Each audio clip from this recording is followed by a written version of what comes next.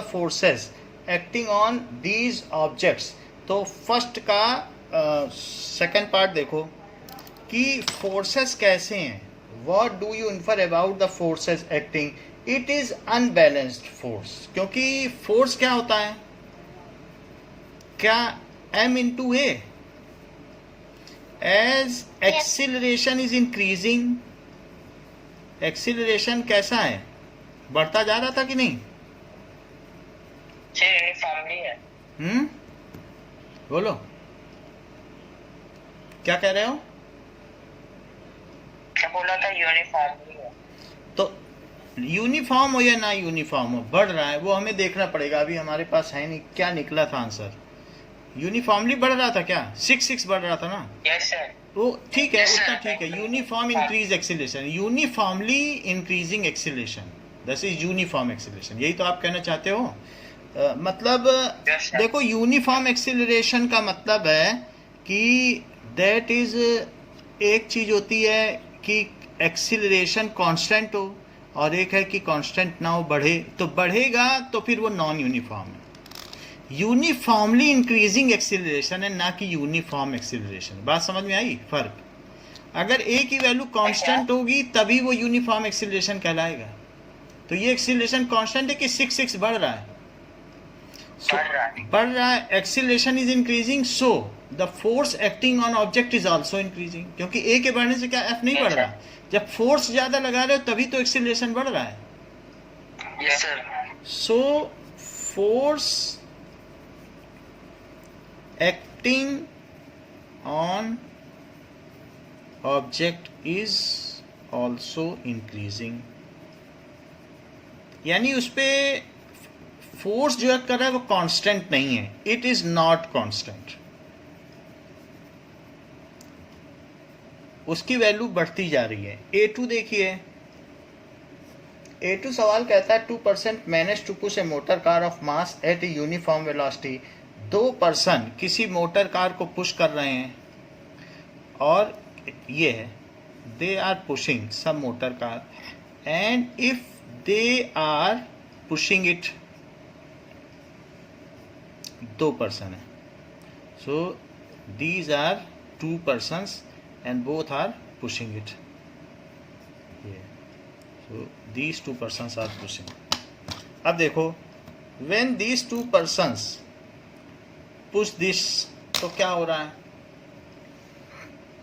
The same motor car can be pushed by 3 persons to produce an acceleration of this. तो वो दोनों push कर रहे हैं और उसकी यूनिफॉर्म वेलोसिटी है। यूनिफॉर्म वेलोसिटी का क्या मतलब है? इस पर क्या एक फ्रिक्शन भी लग रहा होगा,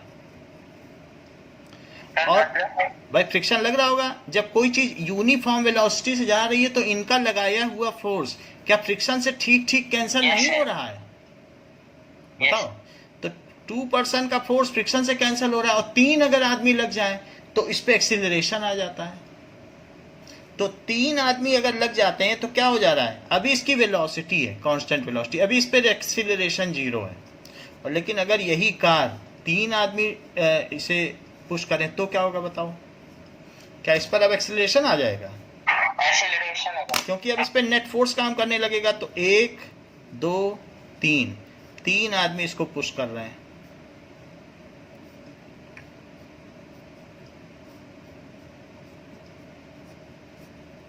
ये तीनों इसको पुश कर रहे हैं। तो तीनों के पुश करने से क्या होगा? इस कार पर एक तरीके का एक्सीलरेशन आ गया। सो एक्सीलरेशन कितना दिया है? 0.2 मीटर पर सेकंड स्क्वायर। तो ए सबके फोर्सेस एक जैसे, तीनों आदमी एक जैसा फोर्स लगा रहे हैं। अब देखो, तो इसका मास कितना है? 1200। अच्छा, ये मुझे बताओ कि the force applied by single person, जो तीसरा पर्सन है, क्या वही एक्सीलरेशन दे रहा है? बाकी तो कांस्टेंट से चला ही रहे थे। So F is equal to क्या होता है? ma, where F is the force of 1 person. उसी ने एक्सीलरेशन दिया है, कांस्टेंट से तो चली रही थी, तीसरे आदमी ने एक्सीलरेशन प्रोड्यूस किया कि नहीं? तो उसने कितना फोर्स लगाया होगा, कितना एक्सीलरेशन आ गया? मास कितना है? 1200। एक्सीलरेशन कितना है? दिस। तो बताओ कितना हो गया? क्या 2400 हो गया? अरे 240 न्यूटन हो गया। 240 तो फोर्स अप्लाइड बाई 1% कितना हुआ? 120 Newton. Force applied by 1%। 80 Newton है। नहीं नहीं, एक ही आदमी ने ये किया है, that's why it is nullified. दो आदमियों ने तो फ्रिक्शन को ही काउंटरएक्ट कर दिया, जब तीसरे ने लगाया तो एक्सीलरेशन आया ना। तो एक आदमी ने इसे एक्सीलरेशन दिया, यानी दो आदमी के फोर्स ने फ्रिक्शन को कैंसिल कर दिया, और तीसरे आदमी ने क्या दिया? ये। तो जो तीसरे आदमी ने जब तक दो फोर्स थे तब तक क्या ये बैलेंस्ड फोर्स था? क्या जो जब तक एफ के इक्वल था, क्या 2F, दो फोर्स इसको काउंटरएक्ट कर रहे थे, तो ये कैसा फोर्स बन गया था बताओ? Balance force. Balance force. अब इसमें जब तीन आदमियों ने फोर्स लगाया तो F नेट कितना हो गया? तीन आदमियों ने तो 3F लगा दिया, और फ्रिक्शन फोर्स, तो बताओ F की वैल्यू कितनी है? क्या 2F के बराबर थी? Yes sir. तो 3F Yes, तो मैं sir. F की जगह 2F लिख दूं क्या? देख लो आप ऊपर। और सर नेट फोर्स रहेगी F है। तो बचा कितना? इस पर नेट फोर्स कितना लग रहा है? क्या F न्यूटन? F Newton. फिर से बताऊं कि समझ में आ गई बात?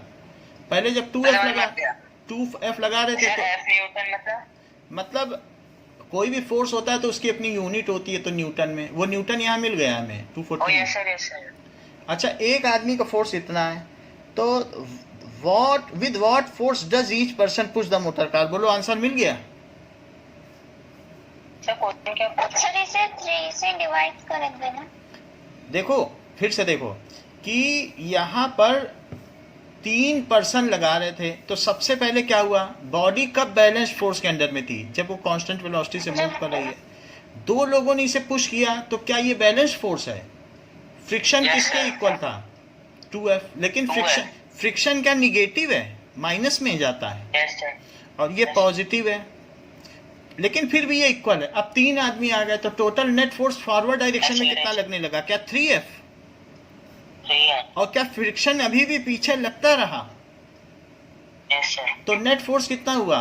3F माइनस F कर दो, total Yes, sir, forward 3F. Force minus reverse force. लेकिन ये फ्रिक्शन किसके सर इक्वल वो है? माइनस एट से फोर्स है या फिर फ्रिक्शन है? ये ना फ्रिक्शन है। Yes, sir. मतलब किसी भी चीज पे अगर फ्रिक्शन लग रहा है तो आपका जो नेट फोर्स है ना वो कम हो जाता है। बर्फ पे कोई चीज फिसलाओगी तो बहुत तेज भागेगी, और अगर कोई सड़क पे फिसलाओगी तो नहीं फिसल पाएगी। आपका बहुत सारा फोर्स फ्रिक्शन काट देता है। जैसे इंजन चलती है तो वो फ्रिक्शन ही काट देता है, तभी तो आपकी जो गाड़ी की स्पीड है कांस्टेंट रहती है। बोलो, स्कूटी चलती रहती है फिर भी 40 से दौड़ाती रहती है, तो इंजन क्या कर रहा है? क्या फ्रिक्शन को सिर्फ काट रहा है? Yes sir. तो अगर 3 आदमी फोर्स लगा रहे हैं तो जो फ्रिक्शन फोर्स है वो तो तब भी माइनस करना पड़ेगा ना, तभी तो नेट फोर्स आएगा। फ्रिक्शन क्या करता है किसी भी चीज सर की? नेट फोर्स मतलब? नेट फोर्स का मतलब है कि इस पर कुल आगे की डायरेक्शन में, 100 मतलब आगे की डायरेक्शन में कितना फोर्स लग रहा है। तो 3 आदमियों का फोर्स 3F है, यस सर, समझ गया। और फ्रिक्शन कितना लग रहा है? सर 100 into 100 होता है या फिर 1000 into? फिर से पूछो जरा। सर नेट फोर्स की वैल्यू 100 into 100 होती है ना? नेट फोर्स का मतलब है कि एक जैसे ऑब्जेक्ट है और इस पर एक आदमी इधर फोर्स लगाए और एक आदमी इधर फोर्स लगाए, और ये 10 न्यूटन है और ये 3 न्यूटन है, तो इस पे नेट फोर्स कितना हुआ? क्या? 7 अच्छा, सर। मतलब प्लस सर 10। न्यूटन की वैल्यू 100 into 100। न्यूटन की कुछ मतलब नहीं है, न्यूटन तो इसकी यूनिट है। न्यूटन की कोई थोड़ी ना वैल्यू होगी। तो क्या ये +7 आगे की ओर हो गया? बोलो। सर 1 न्यूटन कितना होता है? 1 newton F is equal to क्या होता है? क्या ma? तो 1 kg मास अगर 1 मीटर पर सेकंड स्क्वायर से एक्सीलरेट कर रहा है, हर सेकंड उसकी वेलोसिटी 1 बढ़ती जा रही है, तो इसका सर मतलब आपने 100 into 100 बताया था। 100 into 100 वो होता है 1 हेक्टेयर। फिर से देखो, एरिया में बताया था कि 1 हेक्टेयर बताया था। बोलो, यस सर। वो चीज अलग है ना, वो एरिया है ना, ये अलग है। इसका आपने करेक्ट डेफिनेशन भी लिखा है कि if 1 kg object is accelerating with this then the force acting on it is 1 newton. अभी पिछले संडे को किया है तो उसमें सही बताया है। समझ में आ गई बात? यस सर अच्छा, अब आगे की बात समझो। ये समझ में आया कि नहीं आया कि ये मैंने क्या यस किया? सर आ गया। यस सर आ क्योंकि गया। ये F 2F के इक्वल है, इसीलिए मैंने माइनस कर दिया। तो F है तो ईच पर्सन का जाएगा। यही आंसर है। अब थर्ड पे आए। यस चलो A3 देखो। सर इसमें फोर्स निकालना था बस। बस यही निकालना है।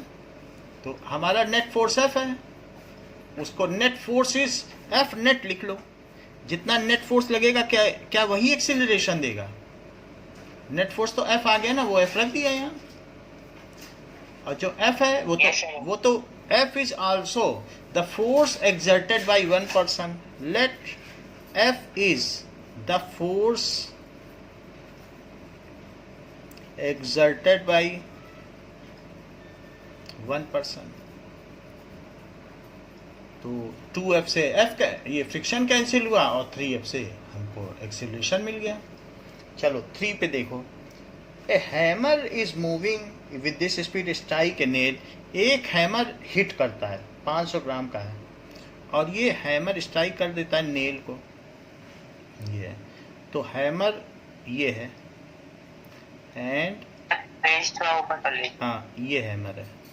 और ये किसको स्ट्राइक कर रहा है? क्या नेल को? तो यस सर ये हैमर ऐसे मूव करेगा और ये नेल है तो नेल वाल पे ऐसे लगेगी तो उसको वो हिट कर रहा है, स्ट्राइक कर रहा है, तो इसमें चोट करेगा। अब जरा देखो इसका वजन कितना है हैमर का?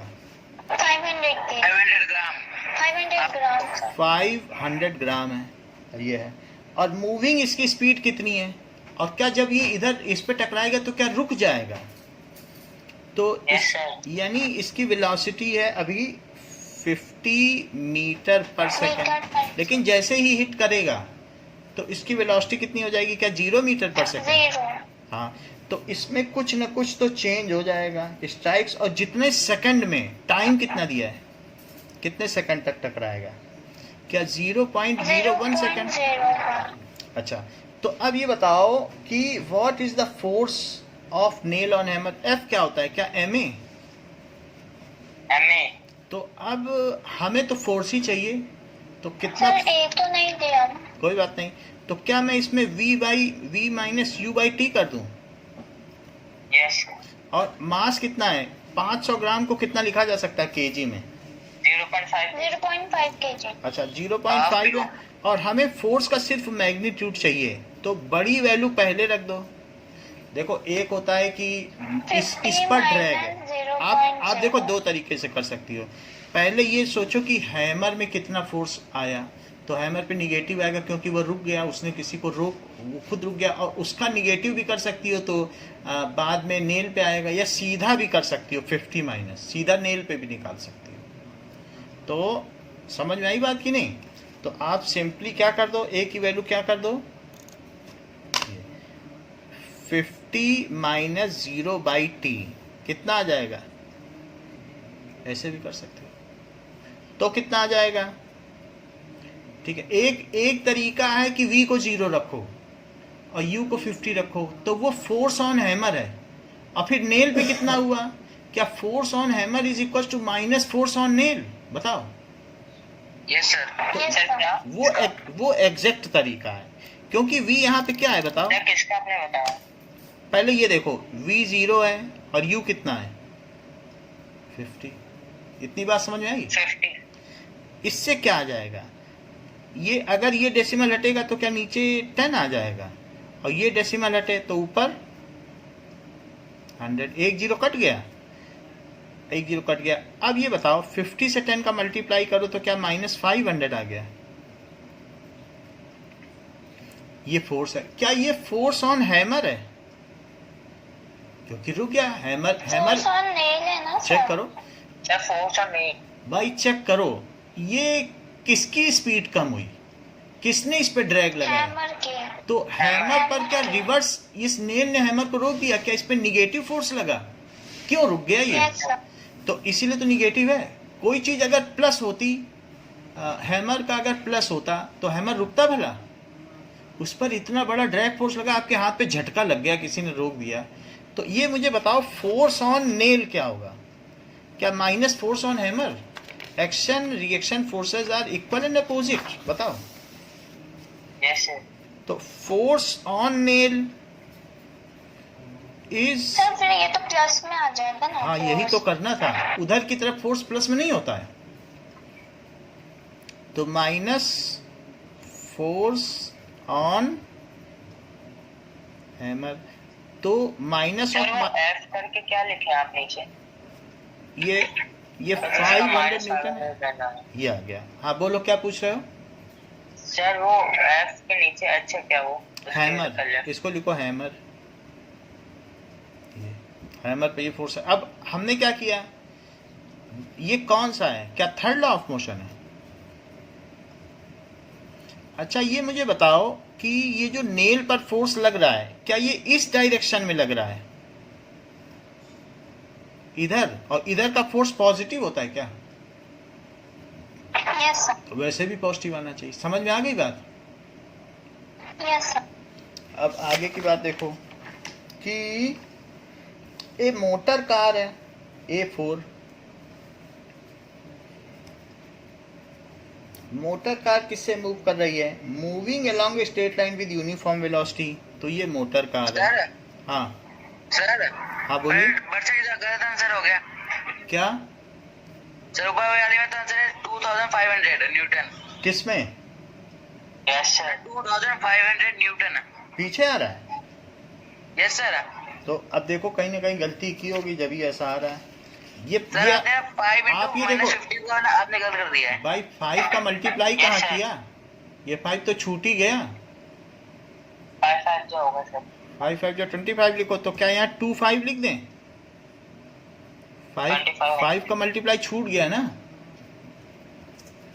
तो अब यहाँ पे भी क्या लिख दो? 2500। और यहाँ भी लिख दो, तो ये चीज़ हो गई। सही बताया इन्होंने, नहीं तो अभी ये वीडियो में यही चला जाता गलत गलत। अब देखो 1200 kg की है सर वो फोर्स ने hammer equals to minus force ले लूंगा। ये। FAB क्या पढ़ा है बताओ? क्या माइनस FB है? FB है। यस। ऐसा Yes, कहीं sir. पढ़ा है आपने? ये कौन सा फार्मूला है? Yes sir law of third law of second हाँ थर्ड लॉ है ये। सेकंड कहाँ है? थर्ड लॉ में क्या है? Action reaction forces are equal and opposite, यही तो है, बोलो। Yes sir. यही सर चीज। ये है ना, every action there is equal and for every action there is equal and opposite reaction, वही चीज बताई जा रही है। अब देखो नेक्स्ट क्वेश्चन में क्या है, 1200 kg की चीज है और यूनिफॉर्म वेलोसिटी से चल रही है। कितनी इसकी स्पीड है? 90 किलोमीटर पर आवर है। अभी ये SI सिस्टम में नहीं है, स्टैंडर्ड सिस्टम में नहीं है। इट्स वेलोसिटी स्लोड डाउन, इसकी वेलोसिटी कितनी हो जाती है बाद में? 0 नहीं, सवाल पढ़ो। इन 4 सेकेंड, किलोमीटर। टाइम कितना है? 4 सेकेंड, तो स्लो डाउन हो जाती है। Calculate the acceleration and change in momentum, दो चीज निकलवा रहा है, दोनों निकाल लेंगे। अच्छा ये बताओ कि U कितना है? 25 मीटर 5 पर बाई सेकंड। 18 कर दें? 1/100 5 बाई 18 समझ में आता है ना कि क्यों करते हैं? जब भी किलोमीटर पर आवर से इसमें बदलते हैं। अनुराग ये बात तो Yes, आपने sir. पूछी थी इसीलिए पूछा हूँ, समझ में आती है कैसे की? Yes sir yes sir. ये 5 हो गया, तो कितना हो गया? अच्छा V कितना हुआ? सर वो किसको चेंज कर रहे हैं? Kilometre per hour. जब किलोमीटर पर आवर से मीटर पर सेकंड में करेंगे तो 5 बाई 18, और मीटर पर सेकंड से तो कभी आपको बदलना पड़ेगा नहीं किलोमीटर पर आवर में, नहीं तो उल्टा कर देना सर 18 भी आ जाएगा 5 मीटर पर सेकंड। चलो 18 है इंटू 5 बाई 18, तो 18 से 18 कटा तो कितना आ गया? 5 मीटर पर सेकंड। 5 मीटर पर सेकंड। तो एक्सीलरेशन का क्या फार्मूला होता है? क्या V V minus U upon T। तो V V कितना है? minus U upon final velocity कितनी है? क्या 5 है? 5 minus 25 by 4। 5 minus 25 by 4 second, 4 second में इतना हुआ है, तो ये कितना हो गया कि -5। माइनस 20/4। क्या इस पे रिटार्डेशन लग रहा है तभी स्पीड कम हुई है? Yes sir. Yes sir. अच्छा, तो ये रिटार्डेशन हो गया, पहली चीज तो आ गई। It is a retarding acceleration, it is retardation, इतना भी लिखा है। सर हम वो मीटर स्क्वायर के ऊपर -2 क्यों लिखते हैं? -2 इसलिए लिखते हैं ना, क्योंकि ऊपर है मीटर पर सेकंड और नीचे की चीज है सेकंड। ये सेकंड है कि नहीं, और ऊपर क्या है, मीटर पर सेकंड। अब ये सेकंड जब ऊपर जाएगा तो भी माइनस हो जाएगा क्या, एक और माइनस चढ़ जाएगा। नीचे की चीज कोई ऊपर जाएगी तो उसी तरफ रहेगी कि -1 लग जाता है। भाई 1/x है, 1/x को ऊपर ले जाओगे तो क्या x -1 हो जाता है। 1/5 को ऊपर ले जाओगे तो क्या 5 -1 है। तो 1/सेकंड को ऊपर ले जाओगी तो क्या सेकंड पे -1 नहीं लगेगा। माइनस होगा। सर फिर आप कहीं कहीं पर सर -1 लिखते हैं। कहीं कहीं लिखते हैं तो गलत है, बताया करो, फिर ये गलत हो जाएगी बात मेरी। जहाँ हम गलत लिख देते हैं तो टोक दिया करो, नहीं तो गलत वीडियो बन जाएगा। अब ये सेकंड को ऊपर ले जाओ तो यही तो आएगा। कार्तिक तो बता देता है। नो सर मैं बोल रही हूँ, आप वो लिखते ना, कभी बोलते हैं ना 5 मीटर पर सेकेंड। हाँ तो वो वेलोसिटी है सेकेंड स्क्वायर। भाई, वेलोसिटी है मीटर पर सेकंड और उसमें नीचे टाइम से डिवाइड कर दिया तो एक और सेकंड, तो s -1 नहीं हो गया। फार्मूला भी तो देखो, सर तो वो +1 हो जाता है। चेक करते हैं। ये ऊपर है एक्सीलरेशन, क्या होता है, क्या v - u ये चीज मीटर पर सेकंड होती है, यस सर। Yes sir. और नीचे है t, ये सेकंड में है। तो ऊपर की चीज हुई मीटर पर सेकंड और ये नीचे के ऊपर भी चली गई तो सेकंड -1। तो s के ऊपर क्या -1 आ जाएगा। 2 हो जाएगा। बोलो। यस सर, आप समझिए। ठीक है, तो इट इज ए रिटार्डेशन। कितने का रिटार्डेशन है, ऑफ -5। नहीं, फिर माइनस नहीं लगाओगी। जब रिटार्डेशन लिख दिया, रिटार्डेशन लिखो, ड्रैग लिखो, फ्रिक्शन लिखो, तब निगेटिव नहीं लगाओगी। उसका मतलब ही है कि निगेटिव शामिल है, नहीं तो डुप्लीकेसी हो जाएगी। अब देखो चेंज इन मोमेंटम कैसे निकालोगी। PF minus PI। ठीक है, change in momentum is equals to P। MV minus कुछ भी कर सकते हो, PF - PI वही लिखना ही पड़ेगा। MV - MU, M पहले ले लो, V - U।